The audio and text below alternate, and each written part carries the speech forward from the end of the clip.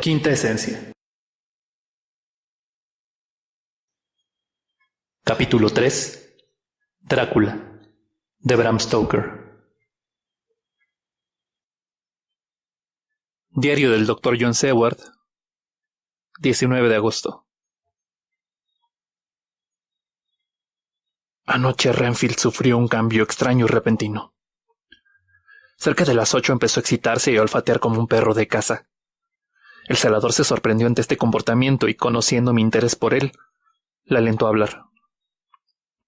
Normalmente es respetuoso con el celador, a veces hasta servil. Pero esta noche, dice el hombre, que parecía muy arrogante. No quiso rebajarse a hablar con él. Todo lo que dijo fue: «No quiero hablar con usted. Usted no es nadie ahora. El maestro está cerca». El celador piensa que le ha entrado una forma súbita de manía religiosa. Si es así, debo averiguar si tiene accesos, pues un hombre fuerte y con ideas homicidas y religiosas al mismo tiempo puede ser peligroso. La combinación es terrible. Le visité personalmente a las 9. Su actitud conmigo fue la misma que con el celador. En su sublime autoapreciación, no parece que exista diferencia entre el vigilante y yo. Parece una manía religiosa, y no tardará en creerse Dios. Las distinciones infinitesimales entre un hombre y otro son demasiado poca cosa para un ser omnipotente. ¿Cómo se traicionan estos locos? El verdadero Dios vela por un gorrión. En cambio, el Dios creado de la vanidad humana no ve diferencia alguna entre el águila y el gorrión. Si los hombres comprendieran. Durante media hora o más, Renfield se fue excitando gradualmente. No disimulé mientras lo observaba. Al contrario, no apartaba la vista de él. Y de repente asomó a sus ojos esa expresión astuta, típica de los locos cuando se les ocurre una idea, y con ella la actitud huidiza de cabeza y de espalda que los celadores de los manicomios reconocen también. Se mostró muy tranquilo. Fue a sentarse resignadamente en el borde de la cama y miró al vacío con ojos apagados. Quise averiguar si esta apatía era real o fingida, y traté de hacerle hablar de sus bichos, tema que nunca había dejado de excitar su interés. Al principio no dijo nada, pero finalmente comentó de mal humor: «¡Que se vayan al diablo! Me importan un bledo». «¿Cómo? ¿Acaso ya no le interesan las arañas?» Las arañas constituyen su actual pasatiempo, y tiene un cuaderno lleno de columnas de pequeñas cifras. A esto contestó enigmáticamente: «Las damas de honor alegran la vista de los que aguardan la llegada de la novia. Pero cuando ésta aparece, pierden todo esplendor para los ojos deslumbrados». No quiso explicarse, sino que permaneció obstinadamente sentado en su cama durante todo el tiempo que estuve con él. Me siento cansado y deprimido esta noche. No puedo dejar de pensar en Lucy y en qué diferentes podían haber sido las cosas. Si no me duermo enseguida, recurriré al morfeo moderno. Hidrato de cloral. Debo tener cuidado para no adquirir hábito. No, esta noche no lo tomaré. He pensado en Lucy, y no faltaré a su pensamiento mezclándolo con eso. Si no hay más remedio, pasaré la noche en vela.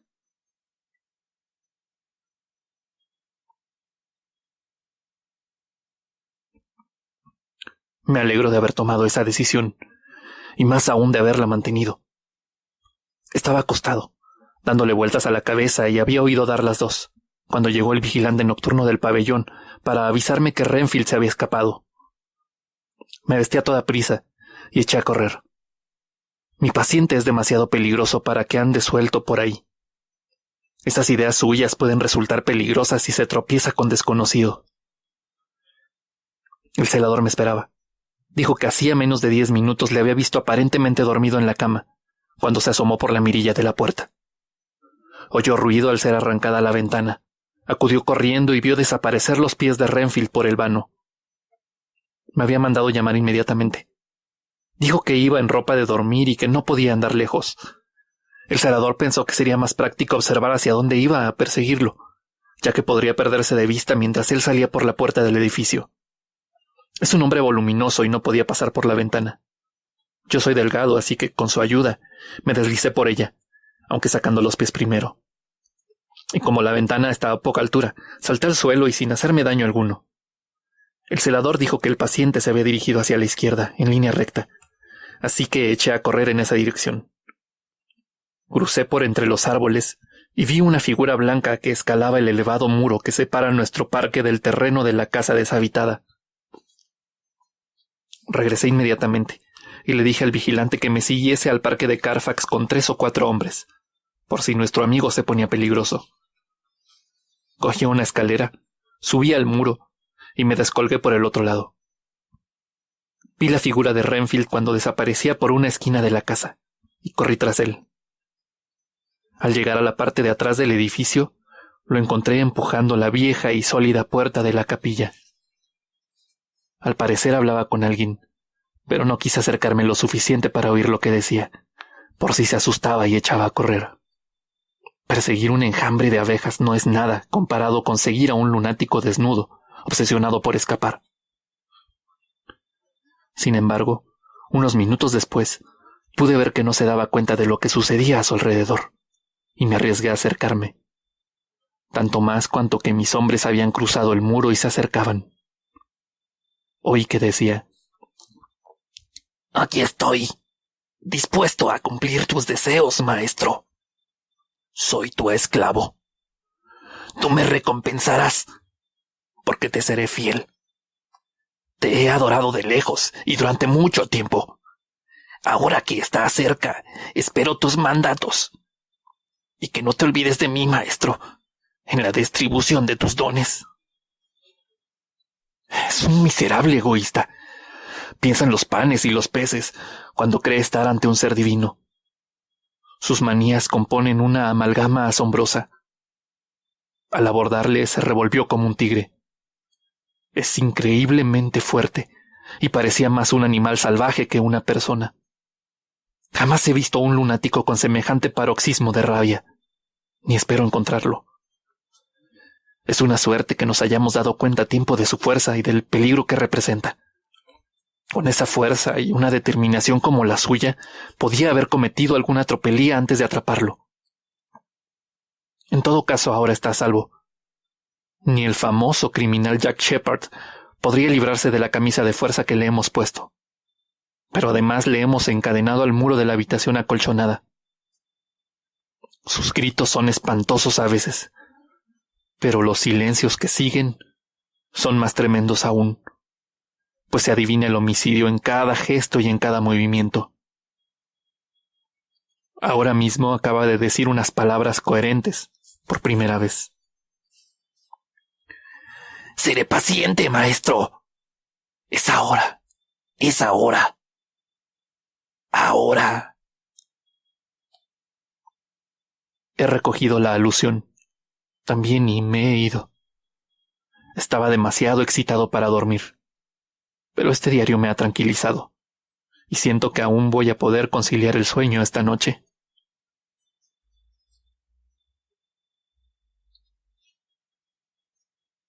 «20 de agosto.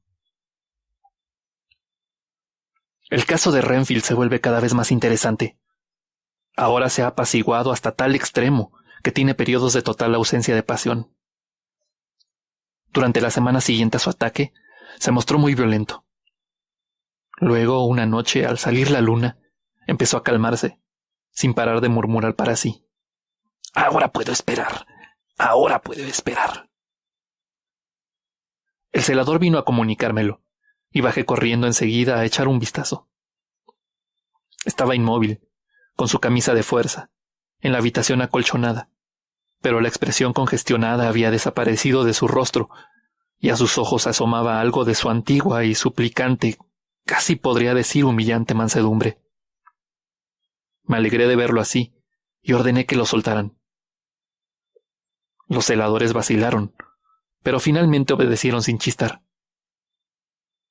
Lo extraño fue que el enfermo tuviera el humor suficiente como para observar la desconfianza de mi personal, pues se acercó a mí y dijo en voz baja, sin dejar de mirar de reojo: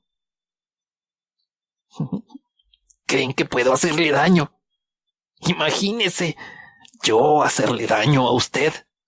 Estúpidos. En cierto modo era un alivio para mí comprobar que este pobre loco me distingue de los demás. Pero de todos modos, no entiendo su pensamiento. ¿Debo tomarlo en el sentido de que tengo algo en común con él, de forma que debemos estar unidos, por así decir? ¿O quiere conseguir de mí algún favor tan grande que necesita mi bienestar? Tendré que averiguarlo más adelante. Esta noche no quiere hablar. Ni siquiera haberle ofrecido un gatito pequeño, o incluso uno grande, ha conseguido tentarle. Se limitó a decir: no quiero ningún gato. Ahora tengo otras cosas en que pensar. Y puedo esperar. Poco después lo dejé. El celador dice que estuvo tranquilo hasta poco antes del amanecer, y luego empezó a mostrarse desasosegado. Volvió a ponerse violento y finalmente le acometió una crisis que lo dejó agotado hasta el punto de hacerlo caer en una especie de coma. Hace 3 noches que viene ocurriendo lo mismo. Está violento durante todo el día. Después se queda tranquilo desde la salida de la luna a la del sol. Quisiera descubrir la causa de este comportamiento. Casi parece como si se tratara de una influencia transitoria. Quizás sea eso. Esta noche vamos a poner en juego la razón lúcida frente a la demencia. Antes se nos escapó sin que quisiésemos. Esta noche le ayudaremos a escapar. Le brindaremos una oportunidad y tendré a mis hombres preparados para seguirlo en caso necesario.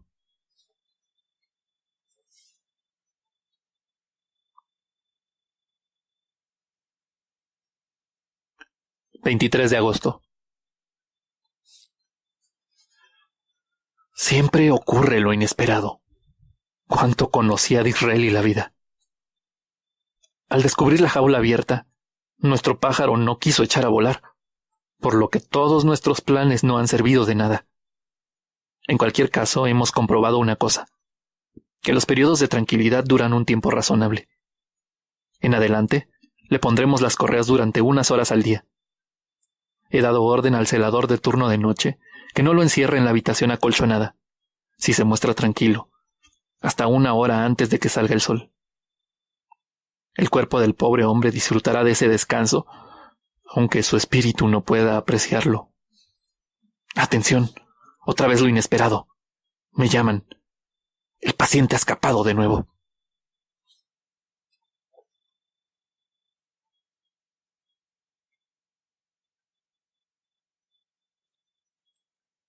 Más tarde. Otra aventura nocturna. Renfield ha aguardado astutamente a que el celador entrara en la habitación a inspeccionar, y ha salido por delante de él como una exhalación, echando a correr por el pasillo. He ordenado a los celadores que lo sigan. Como la vez anterior, se ha dirigido al terreno que pertenece a la casa deshabitada, y lo hemos encontrado en el mismo lugar, empujando la puerta de la vieja capilla. Al verme, se puso furioso, y de no sujetarlo a tiempo los celadores habría intentado matarme. Mientras lo sujetábamos sucedió algo. Había redoblado sus esfuerzos, cuando de repente se tranquilizó. Miré a mi alrededor instintivamente, pero no vi nada. Luego observé la mirada del paciente y la seguí, pero no logré descubrir nada en el cielo iluminado por la luna, hacia donde miraba fijamente, salvo un gran murciélago que se alejaba hacia el poniente con sus aleteos silenciosos y fantasmales. En general los murciélagos dan vueltas, yendo y viniendo, pero este parecía seguir una trayectoria recta, como si supiese a dónde iba o tuviera una intención especial. El paciente se fue tranquilizando cada vez más, y al cabo de un momento dijo: «No necesitan atarme. Volveré sin ofrecer resistencia». Regresamos sin dificultades. Tengo la sensación de que hay algo prodigioso en esta calma. No se me olvidará jamás esta noche.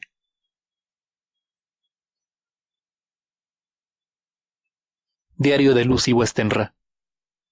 Hillingham, 24 de agosto. Voy a imitar a Mina y a escribir todas las cosas. Luego tendremos mucho de qué hablar cuando estemos juntas. Me pregunto cuándo será eso. Quisiera que estuviese conmigo ahora, ya que me siento muy desgraciada. Anoche me pareció soñar otra vez, como cuando estaba en Whitby. Quizás sea el cambio de aire o el haber vuelto a casa otra vez. Todos son tinieblas a mi alrededor, ya que no consigo recordar nada. Pero estoy llena de un vago temor y me siento débil y agotada. Arthur ha venido a comer y se ha preocupado mucho al verme en este estado, pero yo no tenía ánimos para fingir alegría. Veré si puedo dormir esta noche en la habitación de mamá. Pondré cualquier pretexto y lo intentaré. 25 de agosto. Otra mala noche. Mamá rechazó mi propuesta. Parece que no se encuentra muy bien y sin duda teme preocuparme. Intenté mantenerme despierta, y lo conseguí durante un rato, pero el reloj me sacó del sopor al dar las 12, así que debí de adormilarme. Oí una especie de arañazos o aleteos en la ventana, pero no presté atención, y dado que no recuerdo nada más, supongo que debí de quedarme dormida. Otra vez tuve pesadillas. Me gustaría poder recordarlas. Esta mañana me siento muy débil. Tengo la cara horriblemente pálida y me duele la garganta. Debo de tener algo en los pulmones, porque parece que no me entra aire suficiente. Trataré de mostrarme alegre cuando venga Arthur. De lo contrario, sé que se afligirá muchísimo al verme así.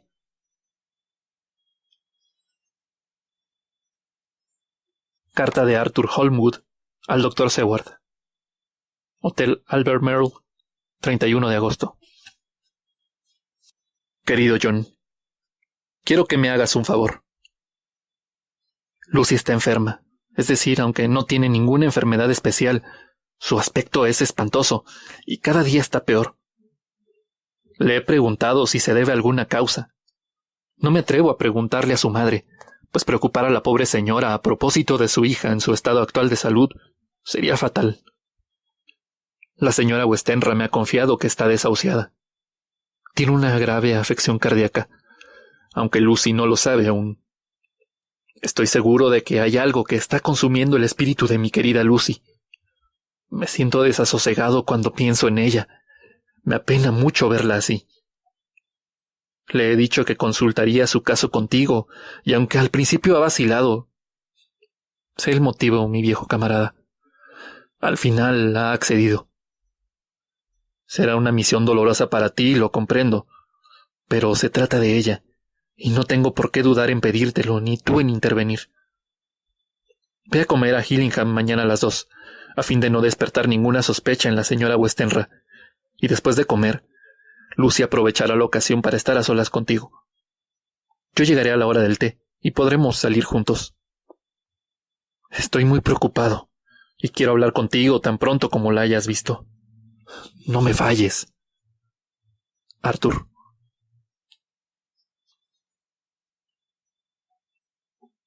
Telegrama de Arthur Holmwood a Seward. 1 de septiembre. Mi padre peor. Marcho a verlo. Escribiré. Envíame detalles correo esta noche a Ring. Telegrafía en caso necesario.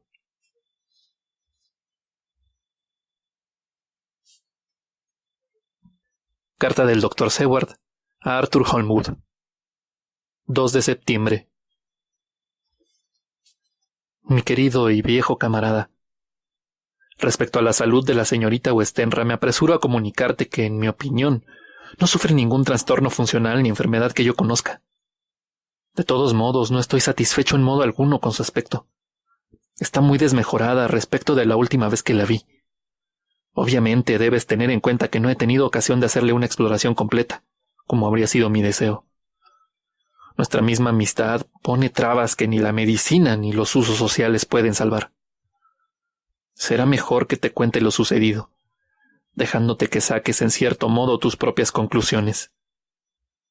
Te diré lo que he hecho y lo que me propongo hacer.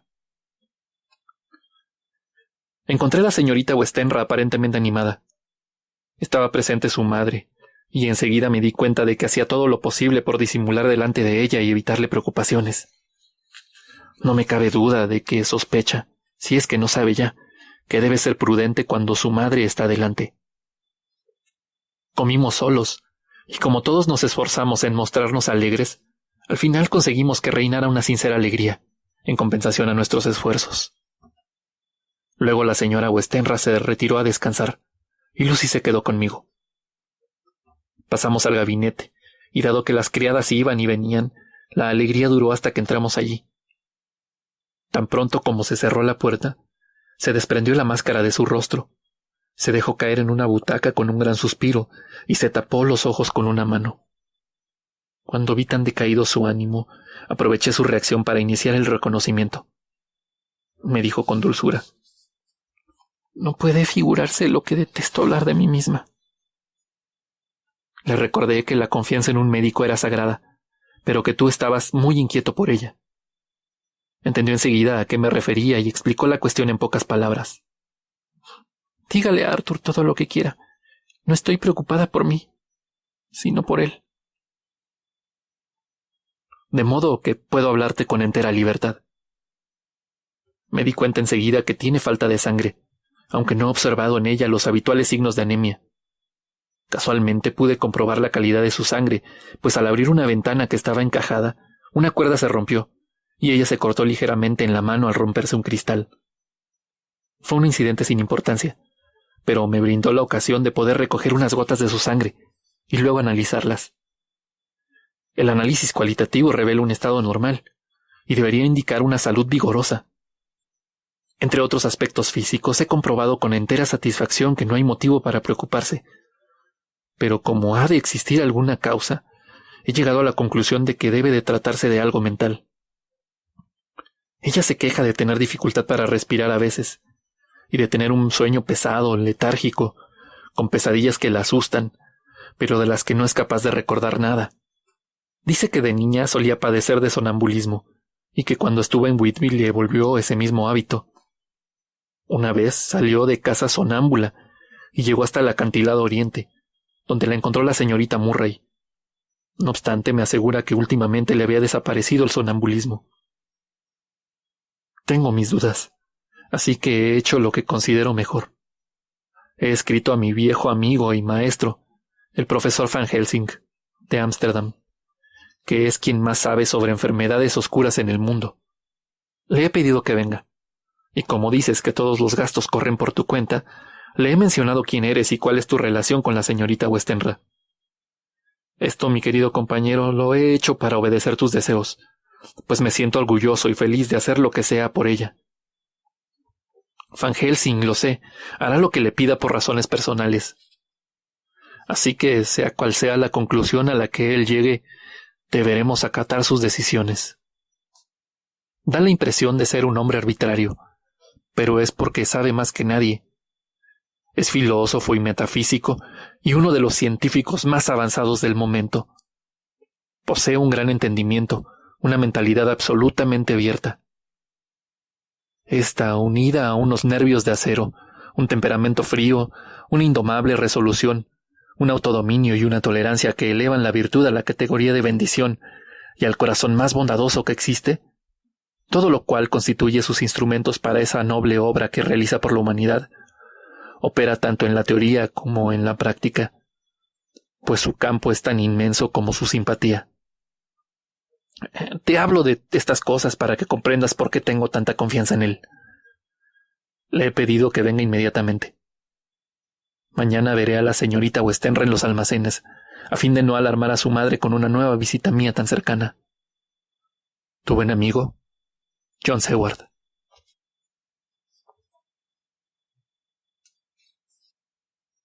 Carta de Abraham Van Helsing al Dr. Seward. 2 de septiembre. Mi querido amigo, he recibido su carta y salgo para allá. Por fortuna puedo ir inmediatamente, sin perjuicio para ninguno de mis pacientes. De lo contrario, lo habría sentido mucho por aquellos que confían en mí, porque de todos modos habría acudido corriendo al amigo que me llama para asistir a sus seres queridos. Platíquele a su camarada cuando usted succionó sin pérdida de tiempo el veneno de la herida de aquel cuchillo que un amigo en común, demasiado nervioso, dejó caer. En esa ocasión hizo usted mucho por mí. Ahora, en nombre de su amigo, me pide ayuda para su prometida, y usted ofrece lo que la enorme fortuna de él podría conseguir. Pero para mí representa un placer más grande aún por tratarse de su amigo. Es a usted a quien ayudo. Resérveme, pues, habitación en el Great Eastern Hotel, a fin de poder estar cerca, y concierte una entrevista con la joven para mañana por la mañana, no demasiado tarde, ya que probablemente tendré que regresar por la noche. De todos modos, si hiciese falta, volvería dentro de 3 días y podría quedarme el tiempo que fuera necesario. Un cordial saludo, mi querido John, y hasta entonces. Van Helsing. Carta del Dr. John Seward al Honorable Arthur Holmwood, 3 de septiembre. Querido Art, Van Helsing ha estado aquí y ha vuelto a marcharse. Me acompañó a Hillingham y nos encontramos con que por iniciativa de Lucy, su madre había salido a comer fuera, por lo que pudimos estar a solas con ella. Van Helsing le hizo un reconocimiento muy minucioso.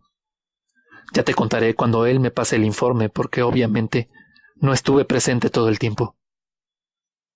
Me parece que está muy preocupado. Dice que tiene que meditar el asunto. Cuando le hablé de nuestra amistad y de la confianza que tienes en mí en lo que se refiere a esta situación, dijo: debe contarle todo lo que piensa. Dígale lo que opino yo también, si desea. No estoy bromeando. No es una broma, sino una cuestión de vida o muerte. Y quizá de algo más. Quise saber a qué se refería, porque estaba muy serio. Esto fue al regresar a Londres, mientras tomábamos una taza de té, antes de que él emprendiese el regreso a Ámsterdam. Pero no me dijo nada más. No debes enfadarte con él, Art, porque su misma reserva significa que todo su pensamiento está enfocado en el bienestar de ella. Cuando llegue el momento hablará con claridad, puedes estar seguro. Así que le dije que me limitaría a contarte nuestra visita, igual que si redactase un artículo para The Daily Telegraph. No me hizo caso, y comentó que el aire de Londres no parece tan nocivo como cuando él estudiaba aquí. Si le da tiempo, es posible que mañana mismo tenga yo su informe. En cualquier caso me escribirá. Bueno, en cuanto a la visita, encontré a Lucy más animada que el primer día que la vi, y desde luego con mejor aspecto. Le había desaparecido la horrible palidez que tanto me había alarmado, y su respiración era normal. Estuvo muy amable con el profesor, como lo está ella siempre, y trató de que se sintiese a gusto, aunque me di cuenta de que la pobre hacía ímprobos esfuerzos. Creo que Van Helsing se dio cuenta también, pues percibí bajo sus tupidas cejas esa viva mirada que conozco tan bien. Luego él empezó a charlar sobre toda clase de temas, eludiendo el de las enfermedades, con tal ingenio que pude observar que la fingida animación de la pobre Lucy se volvía sincera. Luego, sin cambio alguno aparente, llevó la conversación con toda suavidad hacia el objeto de su visita, y dijo en tono afable: mi querida señorita, me alegra inmensamente comprobar lo mucho que la quieren. Eso significa muchísimo, aun cuando estuviese aquí cierta persona a la que no veo. Me habían informado que estaba usted en los huesos y que se le veía horriblemente pálida. Pero yo les digo a todos, bah, usted y yo les vamos a demostrar lo equivocados que están. ¿Qué sabe él? Y me señaló a mí con la misma expresión y gesto con que una vez me señaló en clase, o más bien después de ella, en una ocasión especial que nunca se me olvidará. ¿Qué sabe él de señoritas? Él tiene sus locos con los que entretenerse y a quienes dar la felicidad y devolver a sus seres queridos. Esto significa mucho y tiene su recompensa. Pero conocer a las jóvenes.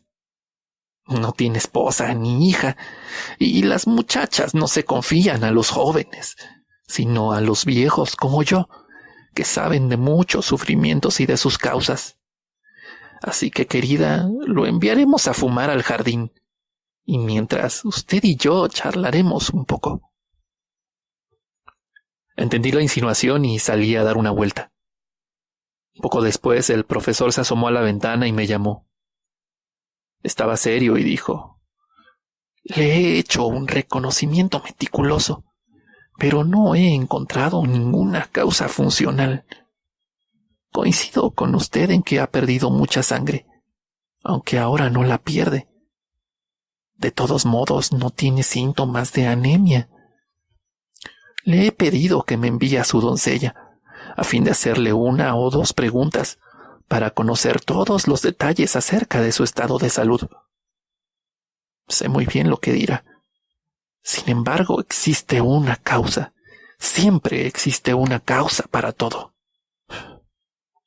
Debo regresar a casa y meditar. Mándeme usted un telegrama todos los días, y si surge algo, volveré.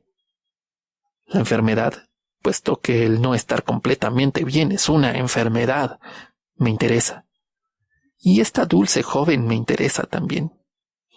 La encuentro encantadora, y si no es por usted o por su enfermedad, volveré por ella». Como te digo, no quiso añadir una palabra más, aunque estábamos solos. De modo, Arthur, que ahora sabes lo mismo que yo. Te mantendré informado. Espero que tu padre esté mejor. Debe ser terrible para ti encontrarte en semejante situación, entre 2 personas que te son tan queridas. Sé cuál es tu sentimiento del deber para con tu padre, y haces bien en cumplirlo.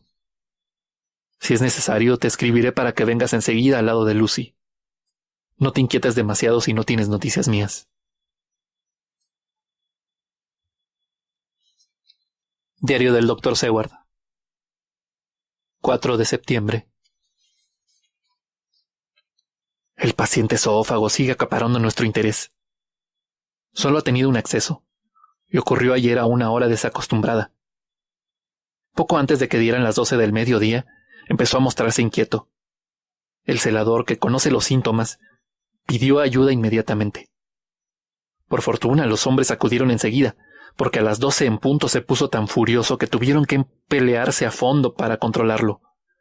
A los 5 minutos, sin embargo, empezó a disminuir su violencia, y finalmente se sumió en una especie de estupor, en cuyo estado ha permanecido hasta ahora. El celador dice que sus gritos durante el paroxismo eran sobrecogedores. Al entrar yo, encontré a mis hombres ocupados en asistir a otros pacientes. Desde luego entiendo perfectamente el efecto, porque incluso a mí me inquietaron sus gritos a pesar de que me encontraba a cierta distancia. Es después de la hora de la cena en el sanatorio, y mi paciente sigue sentado en un rincón, meditando, con una expresión sombría y afligida en el rostro que parece indicar algo. Pero no llego a comprender bien de qué se trata.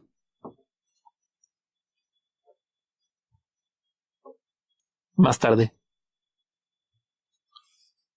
Otro cambio se ha operado en mi paciente.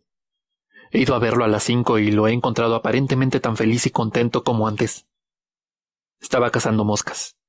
Se las comía y tomaba nota de cuantas capturaba, haciendo marcas con la uña en la puerta, entre las ondulaciones del acolchado. Al verme se acercó. Se excusó por su mala conducta y me pidió en un tono dócil y sumiso que le devolviese otra vez a su habitación y le dejase tener su cuaderno.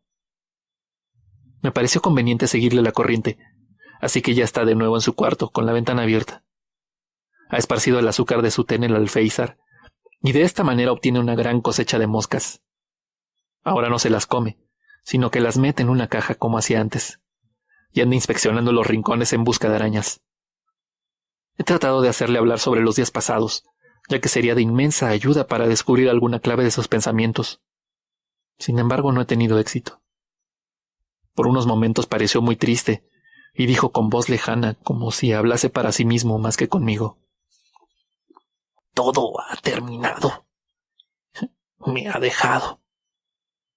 Ahora ya no tengo otra esperanza que lo que yo mismo pueda hacer por mí». Luego, volviendo súbitamente hacia mí, dijo con resolución: «Doctor, ¿sería tan amable de darme un poco más de azúcar? Creo que me vendría muy bien». «¿Para cazar moscas?», pregunté. «Sí, a las moscas les gusta el azúcar, y a mí me gustan las moscas, así que a mí me gusta el azúcar también». Hay gente tan ignorante que cree que los locos no razonan. Le he mandado doble ración, y lo hice el más feliz del mundo. Me gustaría poder sondear su mente.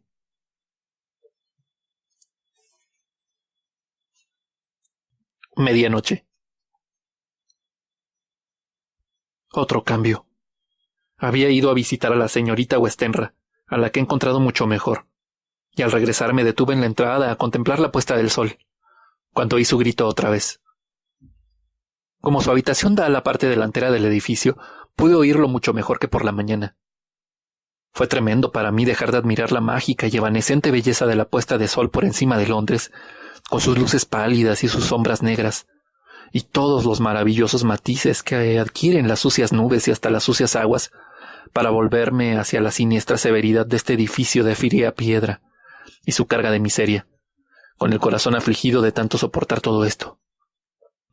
Llegué a su celda cuando ya se ocultaba el sol, y desde la ventana vi hundirse el disco rojo. A medida que se hundía, mi paciente fue perdiendo violencia, y al desaparecer del todo, se desvaneció de entre las manos que lo sujetaban y cayó al suelo, como un fardo. Es prodigioso el poder de recuperación intelectual que poseen los lunáticos, pues a los pocos minutos se levantó completamente sereno y miró en torno suyo. Hice una seña a los celadores para que no lo sujetasen, porque quería ver qué hacía. Fue directamente a la ventana y barrió los granos de azúcar. Luego cogió la caja de las moscas, la vació en el exterior y tiró la caja.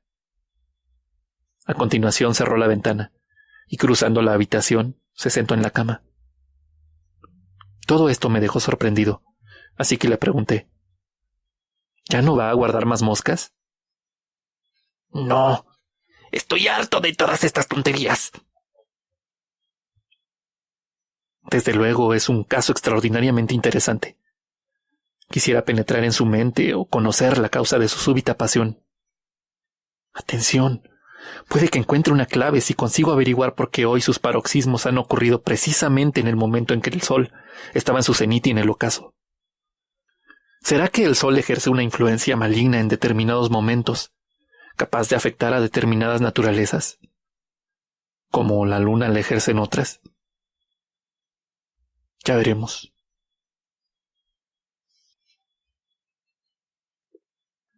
Telegrama de Seward, Londres, a Van Helsing, Ámsterdam. 4 de septiembre. Paciente hoy mejor. Telegrama de Seward, Londres, a Van Helsing, Ámsterdam. 5 de septiembre. Paciente muy mejorada. Buen apetito.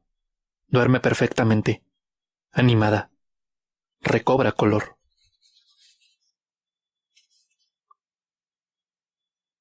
Telegrama de Seward, Londres, a Van Helsing, Ámsterdam. 6 de septiembre. Terrible empeoramiento. Venga enseguida. No pierda tiempo. No telegrafiaré a Holmwood hasta verle a usted.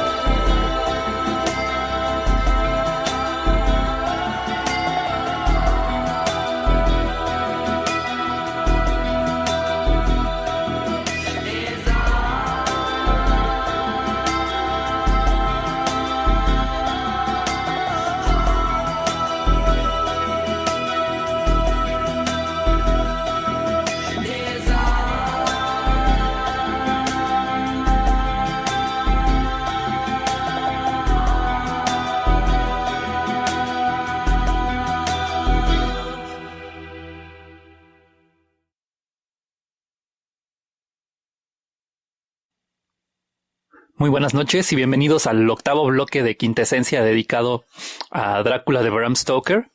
Los saluda Sergio Puga desde la cuarta semana de marzo de 2016 y desde algún lugar de la Ciudad de México. Lo que escuchamos como música es algo de un grupo de San Francisco que se llama Switchblade Symphony. La canción se llama Dissolver. Y este grupo ya se deshizo desde el 2008-2009 más o menos. Es un grupo integrado por dos mujeres, por Tina Root y por Susan Wallace. Y tiene este saborcito que no sé si les pareció, cómo les pareció a ustedes. A mí es un saborcito que se me hace muy rico, con una base rítmica y creando ciertas atmósferas con ritmos muy tranquilos. Esta es una de mis canciones favoritas de Switchblade Symphony. Y dentro de las curiosidades, pues es que las lideresas eran dos mujeres quienes integraban este dueto. Eran dos mujeres. Ya saben que esto no es como tan común, al menos en el género del rock, aunque cada vez se ve más seguido. Lo que quisiera abordar hoy con este fragmento que les leí es justamente lo que les había comentado de que revisen la importancia de lo que pasa en determinadas horas del día dentro del relato. Hay una explicación que va dando más adelante el doctor Abraham Van Helsing, pero que dentro de las lecturas que vamos a estar haciendo no vamos a llegar hasta ahí. Entonces creo que es más prudente o más pertinente que se los adelante para ayudarles a que tengan mejores herramientas y disfruten más el texto. Les decía que hay horas clave dentro de los poderes del vampiro. Vamos a ver que durante el momento que está saliendo el sol o saliendo la luna, Drácula es cuando se puede mover del lugar en el donde esté refugiado. Entonces, esto va ligado a una especie de desconexión. Hay algo que está latente dentro del texto, y es que hay una vampirización no únicamente a nivel físico, no es únicamente que se alimente de la sangre, sino que al momento en el que se puede alimentar de la sangre de sus víctimas, también hay una cierta vampirización espiritual. En este texto, si no les adelanto esta parte, a lo mejor se les podría perder el hecho de que estas crisis que estamos leyendo dentro de la estancia de Renfield en el manicomio van asociados justamente con esta comunicación espiritual o esta canibalización espiritual que le está imponiendo Drácula, y que también al mismo tiempo lo podemos ver en el tema del sonambulismo de Lucy Westenra. Ya una vez que se han convertido en sus víctimas, los controla, es como si los parasitara Drácula y tiene control sobre su espíritu. Que esto va conectado con lo que les mencionaba, de que las víctimas son aquellas que tienen, por decirlo de alguna manera, un espíritu débil. En este caso, una mujer y un lunático. Y les comentaba que tampoco vamos a llegar dentro de las lecturas que haga yo a esta parte, pero si lo están leyendo conmigo y si lo siguen leyendo y llegan a conocer, a interactuar más con un personaje que se llama Quincy Morris, yo tengo la idea de que en cierto momento Drácula intenta apoderarse espiritualmente de Quincy Morris y hay una lucha ahí espiritual interesante, velada, que no está totalmente expresada en el libro, pero que hay como algunas pistas que nos podrían decir que se está presentando esta lucha. Otro de los picos de poder y de conexión que tiene Drácula con sus víctimas se da en los momentos en que los dos astros, es decir, el sol y la luna, están en su punto más alto, que también hay referencias aquí dentro del diario de John Seward, que hace referencia a que son puntos también neurálgicos dentro de las crisis que vamos viendo de Renfield. Hay ciertos detalles y ciertos movimientos en el comportamiento en el punto del mediodía, que es el punto en el que el sol está más alto, y en la medianoche, que es el punto en que la luna está más alta sobre el cielo, que también está ligada al poder que ejerce Drácula. Pasando un poquito más al a la parte biológica de lo que tiene que ver con el libro, quisiera platicarles que seguramente ya lo saben, pero los vampiros como esta figura del murciélago existe, pero en realidad no son vampiros muy grandes. Aquí hay una parte en la que habla de un murciélago gigantesco, que es la figura que puede tomar Drácula como vampiro, pero en realidad los vampiros reales no existen ni siquiera en Europa, que es donde se desarrolla esta parte de la historia. Los vampiros en realidad existen aquí, de este lado del charco, en el continente americano, de la parte de lo que se conoce como Centroamérica hasta las regiones de Sudamérica. Y son murciélagos, pero son parientes de los murciélagos, son un tipo de murciélago, pero en realidad son muy pequeñitos. Entonces aquí hay digamos que una libertad literaria que se toma Bram Stoker con fines de terror para su novela. Pero como les comento, estos vampiros existen de este lado del charco de Centroamérica, es decir, de la parte del istmo de Tehuantepec en México hacia el sur, y se alimentan principalmente de ganado. En realidad su única interacción con los humanos es porque parasitan un poco al ganado, a caballos, a vacas, a borregos, pero en realidad no tienen ningún acercamiento ni ninguna interacción con el humano de que se alimenten de ellos. Y de hecho, todos los murciélagos cumplen una función muy importante para el control de plagas, porque la mayoría se alimentan sobre todo de insectos muy pequeños que pueden convertirse en plaga, de mosquitos y arañas y cosas así. Entonces, en realidad, nuestra relación con los murciélagos, a pesar de que los veamos muy feos, en realidad son una especie benéfica para el humano. Y otro paréntesis que quisiera crear tiene que ver con algunos otros textos de vampiros que son como clásicos, ¿no? Incluso les voy a mencionar 3 que son previos a la escritura de Drácula. Se pudiera creer que Drácula fue tan famoso como libro o es tan importante como libro porque fue el primero de vampiros. En realidad no. El mito del vampiro es muy viejo y parte de la fascinación que ejerce el vampiro actualmente y en todos los tiempos ha ejercido una fascinación es porque en prácticamente todas las culturas hay algún mito que tenga que ver, que tenga alguna especie de parentesco con el vampiro, o sea, con un ser que vive en la noche, que se alimenta de sangre humana, que ofrece un vínculo como entre los vivos y los muertos y que es muy difícil de detectar y de cazar. Estas figuras aterradoras que se alimentan de la sangre, prácticamente existen mitos muy similares en prácticamente todas las culturas. Es parte de la fascinación de este personaje y por eso es como tan popular y tan persistente. Pero como les comentaba, Drácula ni siquiera no es el primer libro que se escribió acerca de vampiros. Hay 3 que se consideran como, digamos, canónicos, previos a Drácula, que les voy a mencionar ahorita. Uno es El vampiro, de John William Polidori, que seguramente saldrá a mención más adelante cuando veamos la parte de Frankenstein. Y váyanlo preparando porque ya casi llegamos. De hecho, ya nada más faltarán 1 o 2 bloques para terminar con Drácula.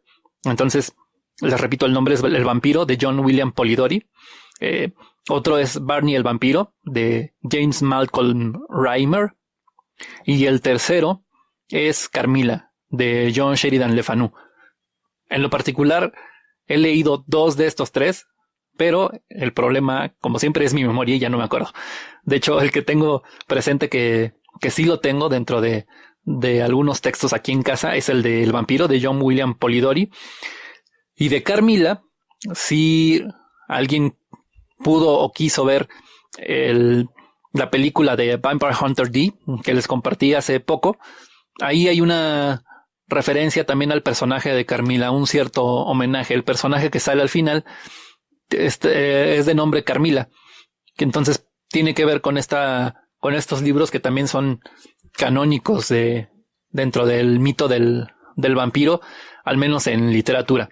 Y bueno, no es la única literatura que se ha escrito sobre vampiros. Hay infinidad de textos que se han escrito sobre vampiros.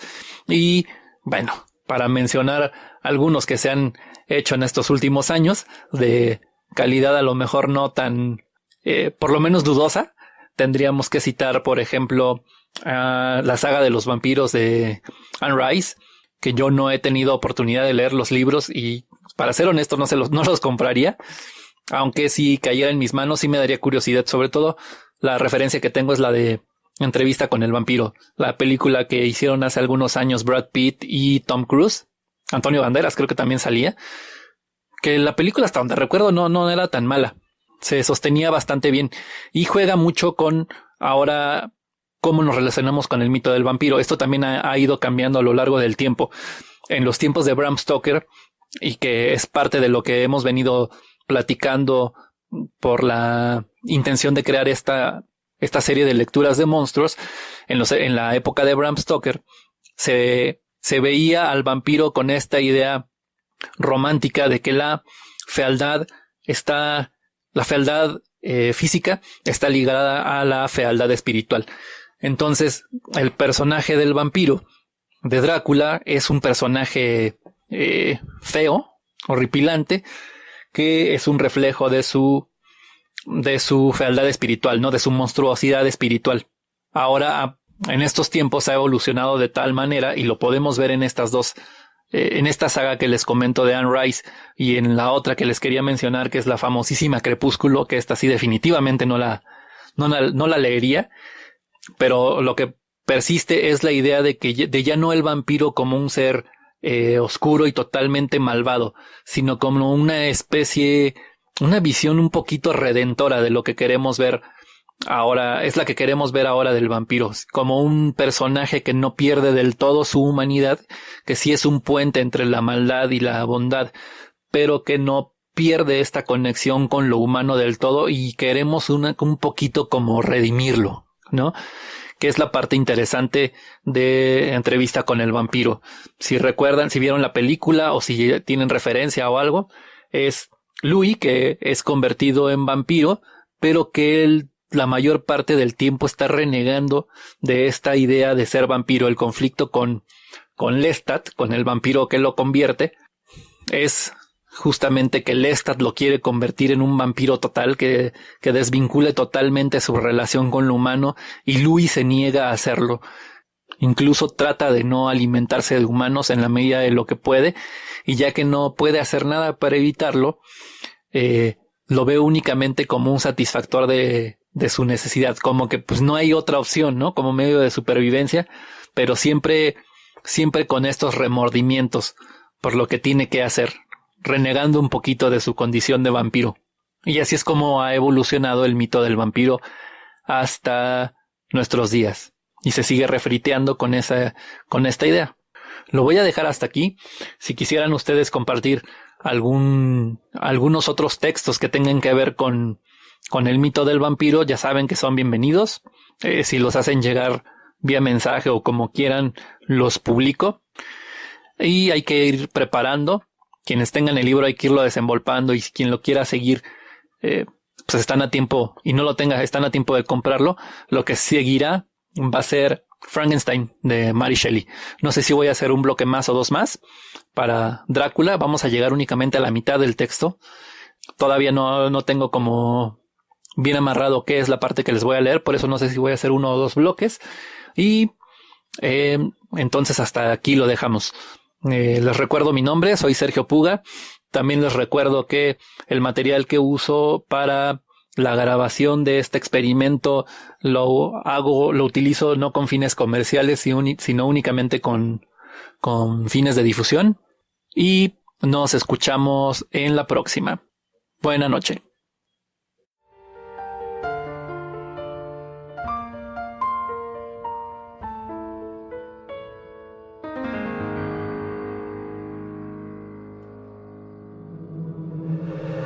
Quinta esencia.